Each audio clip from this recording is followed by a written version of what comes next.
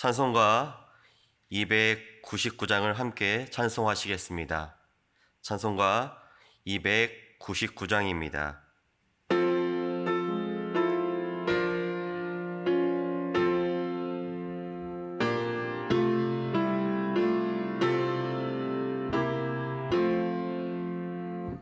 하나님 사랑은 온전한 참 사랑 내 맘에 부어주시사 충만케 하소서.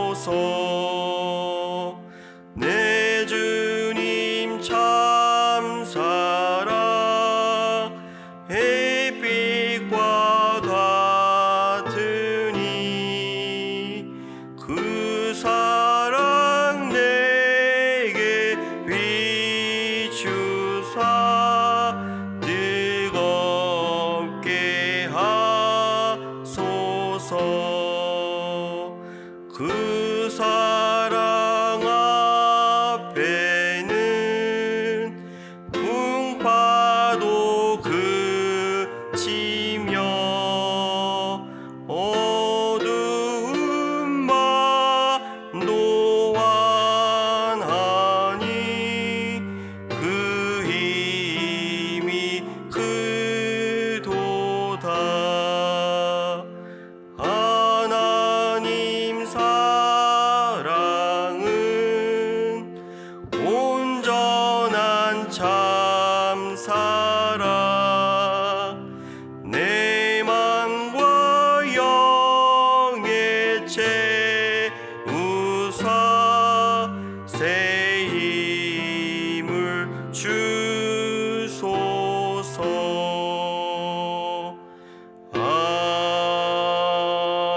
아멘. 이 시간 함께 기도합시다. 함께 부른 찬송가 가사처럼 매일 우리의 심령이 메마르지 않고 주님의 사랑으로 충만할 수 있도록 매일 우리의 기도가 주님을 더욱 깊이 사랑하게 하옵소서가 되게 하소서. 함께 기도합시다. 이어서 세계 열방을 위해 함께 기도하시겠습니다. 특별히 아프가니스탄의 평화와 인권을 위해서 이 시간 함께 기도합시다. 내전의 가능성을 배제할 수 없습니다.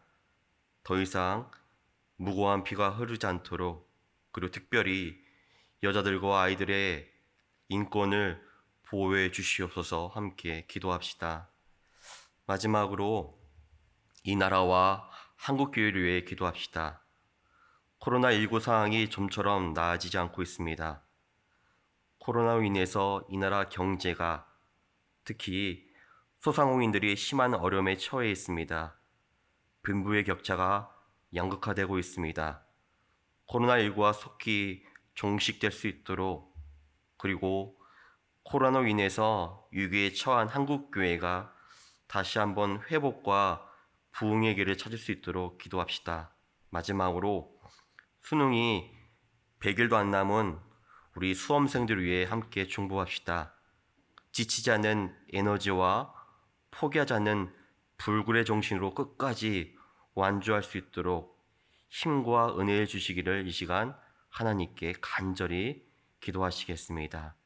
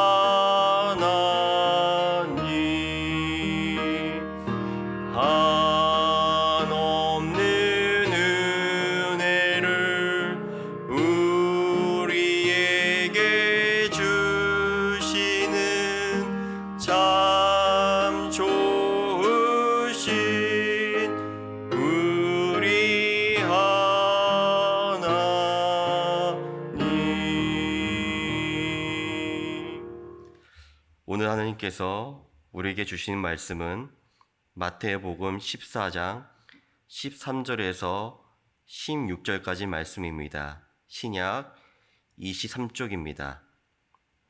마태복음 14장 13절에서 16절까지 말씀을 제가 봉독하겠습니다. 예수께서 들으시고 배를 타고 떠나사 따로 빈들에 가시니 무리가 듣고 여러 고로부터 걸어서 따라간지라. 예수께서 나오사 큰 무리를 보시고 불쌍히 여기사 그 중에 있는 병자를 고쳐 주시니라. 저녁이 되매 제자들이 나와 이르되 이곳은 빈들이요 때도 이미 저물었으니 무리를 보내어 마을에 들어가 먹을 것을 사 먹게 하소서. 예수께서 이르시되 갈 것 없다. 너희가 먹을 것을 주라. 길을 걷다 보면 우리는 갈래길을 만나게 됩니다. 이 갈래길 앞에서 어느 길을 선택해야 될지 고민하게 되죠. 우리는 그 갈래길 앞에서 고민하면서 한 길을 선택해야 합니다. 오늘 본문은 바로 인생의 여러 갈림길에서 서로 다른 선택을 한 사람들의 얘기를 보여주고 있습니다. 그 중에서 많은 사람들이 가고 싶어하는 그 길, 동경하는 그 길을 걸어갔던 한 그룹, 바로 헤롯 왕가의 길을 보여주고 있습니다. 오늘 본문에서 다루진 않았지만 본문 초반에는 1절부터 10절까지 이상은 바로 헤롯 왕가의 이야기를 말해주고 있는데요. 등장하는 인물이 헤롯 안티파스, 헤로디아, 살로메입니다. 바로 헤롯 왕가의 이들의 공통점은 무엇일까요? 이들이 어떠한 길을 걸었길래 사람들이 동경하고 그 길을 걷고 싶어 했을까요? 이들의 공통점은 권력자, 맘만 먹으면 세상에 자기 마음대로 못할 것이 없는 자, 쉽게 표현하자면 힘이 있는 권력자들이었습니다. 우리도 어쩌면 이와 같은 힘은 아니지만 다른 종류의 힘을 구하고 있는 것 같습니다. 우리 또한 힘을 가지고 싶어 하죠. 돈의 힘, 권력의 힘, 명예의 힘, 학벌의 힘, 인맥의 힘을 갖고 싶어 합니다. 이러한 힘을 갖지 못하게 되면 실패한 것 같고, 또한 그러한 힘을 갖지 못한 자들 향해서 불쌍한 자들이라고 여기며 그들 불쌍히 취급합니다.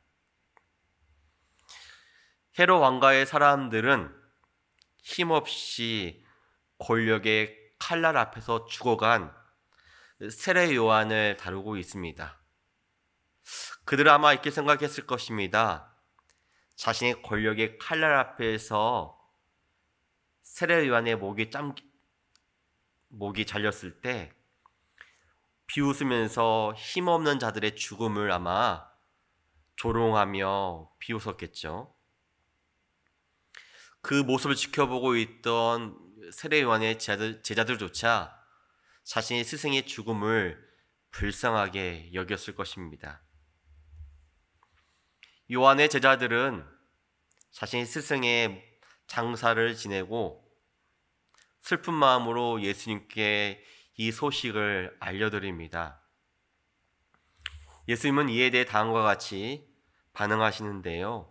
마태복음 14장 13절 말씀입니다. 예수께서 들으시고 배를 타고 떠나사 따로 빈들에 가시니 무리가 듣고 여러 고을로부터 걸어서 따라간지라. 오늘 본문은 예수님께서 들으셨다라는 말로 시작되고 있는데요. 어떤 말을 들으셨을까요? 바로 세례 요한이 죽었다는 소식입니다. 그리고 세례 요한이 불쌍하게 허무하게 죽음을 당했다는 소식이죠. 그런데 예수님 그 소식을 들으시고 다음과 같이 행동하십니다. 13절 말씀인데 다시 한번 읽어드리겠습니다. 예수께서 들으시고, 그 다음이 중요한데요, 배를 타고 떠나사 따로 빈들에 가시니 무리가 듣고 여러 거울로부터 걸어서 따라간지라. 예수님께서 그 소식을 들으시고 가장 먼저 한 행동은 배를 타고 떠나사 빈들로 나아가셨습니다. 배를 타고 떠나신 목적이 무엇이냐면 빈들로 가시기 위함이었습니다. 그냥 빈들로 가신 것이 아니라 홀로 외롭게 빈들로 나가셨습니다. 이 빈들에 나간 사건이 얼마나 중요했는지 공관복음인 마태복음 14장, 마가복음 6장, 누가복음 9장에서 모두 똑같이 다루고 있습니다. 예수님께서 빈들, 즉 광야인데요, 광야로 나간 사건이 어떤 의미에서 중요하길래 이렇게 모두 다루고 있을까요? 오늘 이 본문을 읽는 우리로 하여금 하나님께서는 무슨 말씀을 하고 싶은 것일까요? 성령 하나님은 이 본문을 읽는 우리들을 초청하고 있습니다. 좀 보라는 것입니다. 도대체 무엇을 보라는 것일까요? 사랑하는 성도 여러분, 빈들, 광야에는 이 두 가지가 없다고 합니다. 먼저는 길이 없고 그 다음에는 물이 없습니다. 가도 가도 길이 없고 가도 가도 물이 없는 게 빈들, 광야입니다. 그런데 예수님께서 광야에서 빈들로 나가셔서 이 두 가지를 보시게 됩니다. 이 두 가지 보신 내용이 무엇인지를 본문 14절과 15절 말씀에서 말씀해 주고 있는데요, 함께 읽어보겠습니다. 예수께서 나오사 큰 무리를 보시고 불쌍히 여기사 그 중에는 병자를 고쳐 주시니라. 저녁이 되매 제자들이 나와 이르되 이곳은 빈들이요 때도 이미 저물었으니 무리를 보내어 마을에 들어가 먹을 것을 사 먹게 하소서. 예수님께서는 빈들로 나가셔서 두 가지를 보셨는데, 첫 번째는 불쌍한 사람들이었고 그 다음은 먹을 것이 없는 현실을 보셨습니다. 이것이 바로 광야의 현실이었죠. 사람들은 간혹 우리에게, 예수를 믿는 우리들에게 이렇게 말하곤 합니다. 아니 뭐야, 교회 다니면 좋다면서 이게 뭐야? 야, 예수 믿으면 좋다며, 복을 받는다면서 이게 뭐야? 결국에는 이 광야로 이끌어서 우리를 힘들게 하려고 예수 믿게 한 거야? 라고 말하곤 합니다. 코로나 상황에서 예수님을 믿는다는 게 무슨 유익이 있냐고 핀잔을 쥐기도 합니다. 예수를 믿는다는 건 무엇일까요? 어떤 유익이 있는 것일까요? 예수님 안에는 우리가 기대하는 그런 복은 없습니다. 만약 누군가가 그런 복을 조장하는 내용을 말하고 있다면 그것은 진정한 복음이 아니라 할 수 있습니다. 히브리어로 복이라는 것은 베레크입니다. 이 베레크의 뜻은 무엇이냐면 무릎을 꿇다입니다. 그러므로 하나님께서 말씀하신 복이란 무릎을 꿇는 순간이 복이라는 것이죠. 어떤 게 복일까요? 이런 겁니다. 주님, 내겐 스스로 살아갈 길이 없습니다. 이 가란 심령을 해결할 물도 없습니다. 그래서 주님만 의지합니다 라고 하는 이 구굴절절한 기도를 하는 자, 바로 진정한 복의 길을 걷고 있는 그리스도인이라는 것이죠. 이렇게 기도할 때, 무릎 꿇고 하나님께 기도할 때 하나님께서 우리를 만나주시고, 하나님을 만나는 게 진정한 복 중의 복이라는 것을 우리에게 말해주고 있는 것입니다. 그런 의미에서 광야로 나가는 것이 복 중의 복입니다. 광야로 나갈 때만 하나님을 볼 수 있고 하나님을 만날 수 있기 때문에 그렇습니다. 그런데 문제는 대다수의 사람이 그 광야에 복이 있다는 것을 알면서도 나가기를 싫어한다는 것입니다. 사람들은 헤롯 왕가에 의해서 처참한 죽임을 당한 세례 요한을 불쌍히 여겼을 것입니다.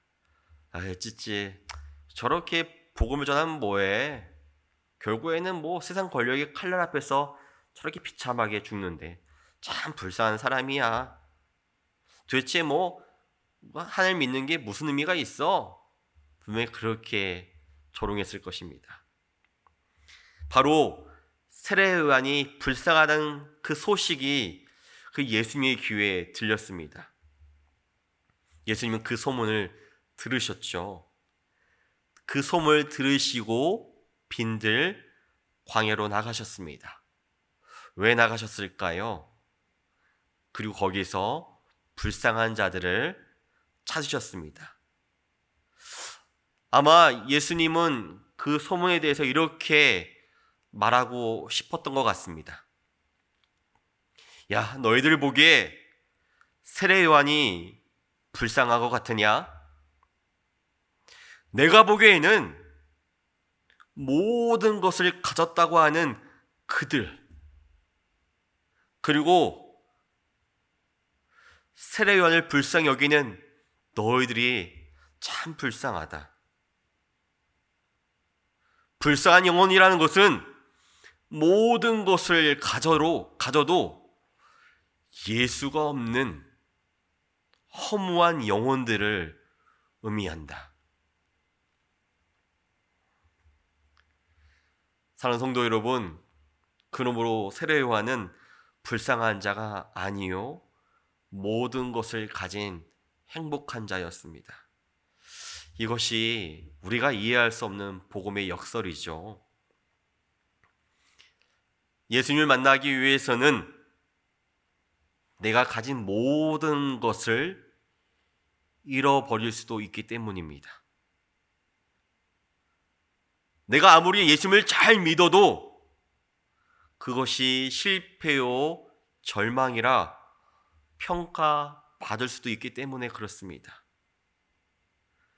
그래서 복음이라는 것은 교훈이 아니라 자신의 모든 것을 잃어버릴 수도 있는 내려놓은 자기 죽음입니다. 바로 그 결단만이 있는 자가 걸어갈 수 있는 게 십자가의 길이요 복음의 길이라는 것이죠. 예수님은 늘 빈들에 나가셨습니다.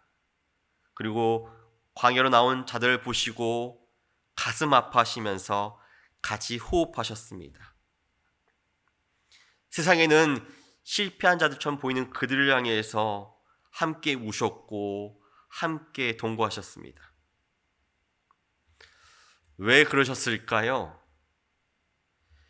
빈들에 나온 자들이야말로 그 영혼이 바로 자신을 비운 자들이었기 때문에 하나님이 함께 하시고 일하실 수 있기 때문에 그렇습니다. 우리는 코로나19라는 고난의 흉년을 경험하고 있죠. 지독한 광야를 경험하고 있습니다. 무엇을 해야 될지, 어떻게 해야 될지 허둥지둥 되고 있습니다.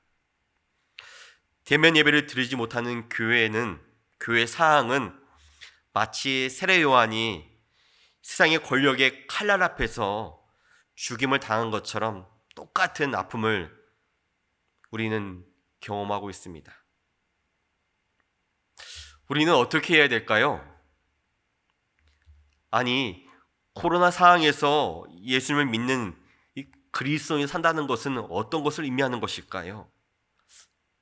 어떻게 사는 것이 그리스도인답게 사는 것일까요? 로마서 14장 7절에서 이렇게 증언합니다.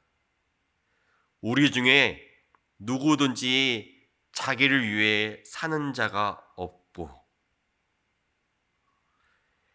그리스도인이란 자기를 위해 사는 자가 아닙니다. 오직 하나님을 위해 사는 자들입니다.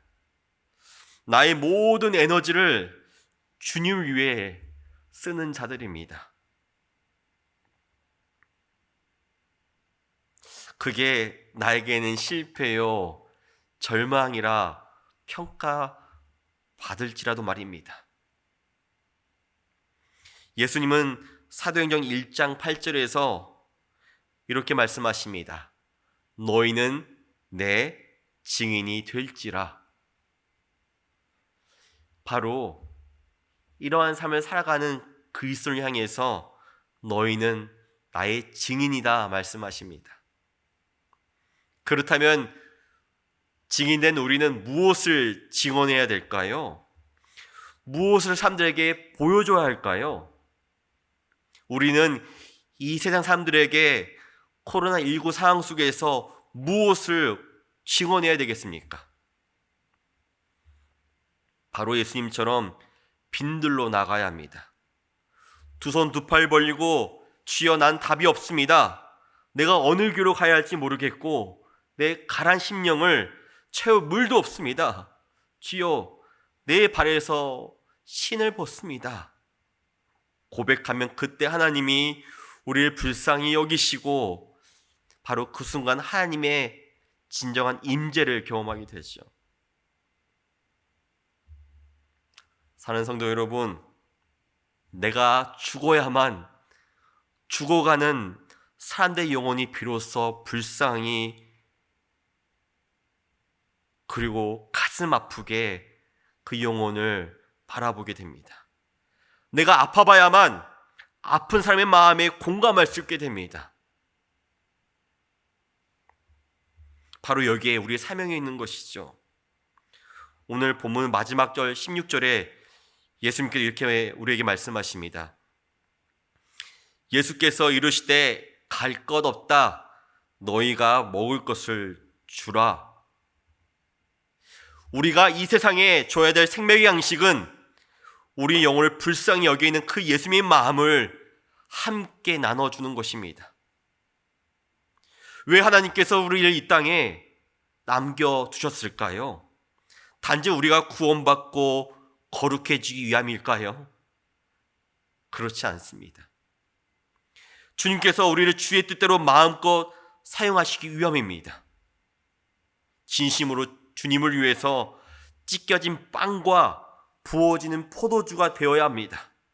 내가 찢겨지고 부어지는 아픔이 있지만 그래도 그들에게 생명을 나눠주는 것입니다. 생명은 내가 찢겨지고 부어지는 아픔을 통해서만 전해질 수 있습니다. 우리는 코로나19로 인해서 이 세상의 권력 앞에 죽어가는 교회를 보면서 교회의 문을 닫는 교회들을 보면서 불쌍히 여겨달라고 함께 기도하고 있습니다. 물론 꼭 필요한 맞는 기도입니다. 그러나 진정으로 불쌍히 여겨야 될 것은 바로 무엇이냐면 우리 자신입니다. 여전히 빈들로 나가지 못하고 있는 우리 자신입니다. 내 가진 것을 주를 위해서 모든 것을 포기해야 되는데 포기하지 못하고 있는 나 자신의 믿음 없음을 가슴 아파하며 불쌍히 여겨야 되는 것입니다. 우리에게 그런 아픔이 있습니까? 그러한 간절한 기도가 있습니까? 여전히 빈도로 나가지 못하고 있으면서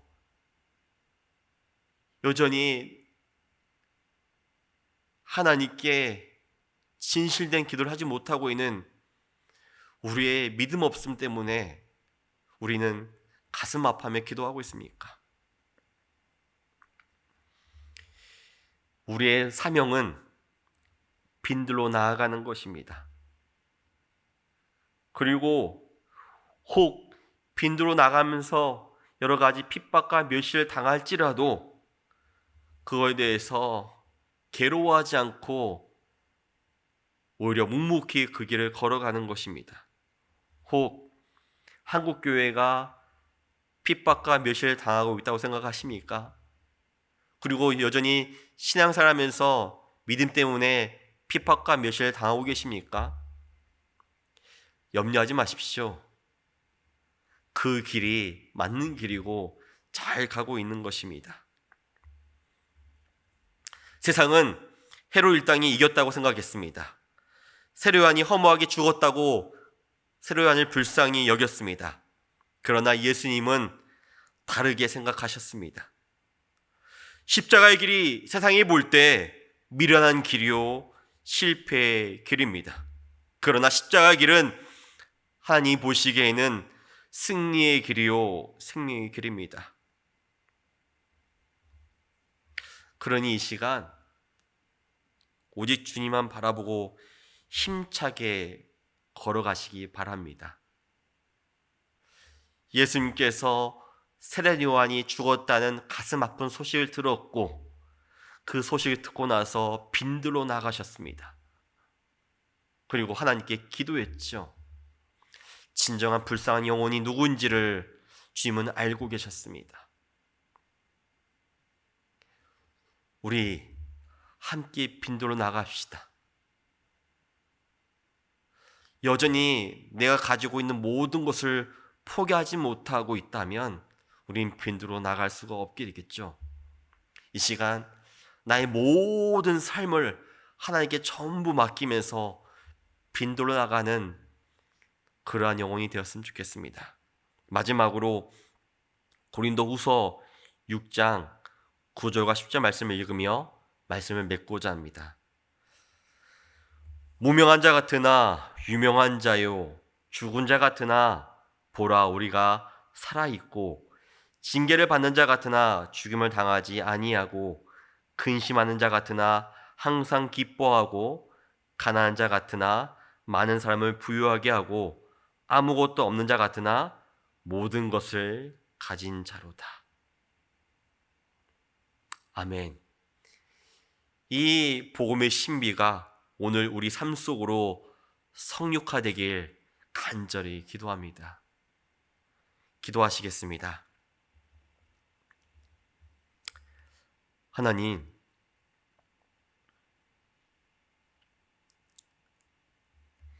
코로나19 상황 속에서 많은 교회들이 대면 예배를 드리지 못하고 교회의 문을 닫는 현실에 대해서 가슴 아파하며 힘들어합니다. 주님 도와주십시오. 우리의 기도를 응답해 주십시오. 그런데 주님은 한 걸음 더 나아가 이렇게 말씀하십니다. 물론 그것이 가슴 아프지만 그것이 한국교회가 마치 지는 것처럼 보이지만 더 중요한 것은 바로 빈들로 나아가는 결단과 다짐이 필요하다고 말씀하십니다. 하나님, 저에겐 정말로 빈들로 광야로 나아가고자 하는 마음이 있는지요.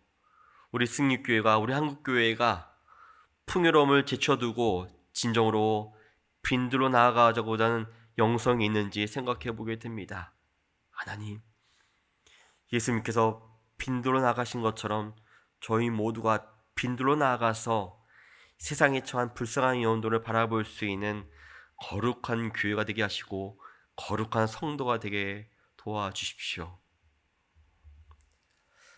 이제는 주 예수 그리스도의 은혜와 하나님의 사랑과 성령의 교통하심이 빈들로 함께 나아가자 요청하시는 주님의 음성에 아멘으로 응답하는 승리교의 모든 가정과 한국교회 이외에 영원토록 함께 하시기를 간절히 죽어나옵나이다. 이 시간 함께 기도했으면 좋겠습니다. 오늘 말씀을 기억하며 먼저 함께 빈들로 나갑시다. 아니, 우리의 존재가 빈들이 됩시다. 두 번째로는 진정한 복을 구하기 원합니다. 진정한 복은 우리가 예수님의 증인이 되는 것이죠. 무릎 꿇어 기도하는 삶의 증인, 기도의 증인이 되는 것입니다.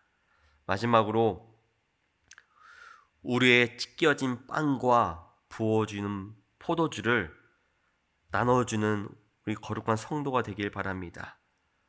우리는 무명한 자 같으나 유명한 자임을 찬양하는 그리스도인이 되길 바랍니다. 이 시간 이 기도 제목들을 떠올리면서 본문 말씀을 떠올리면서 함께 통성으로 기도하시겠습니다.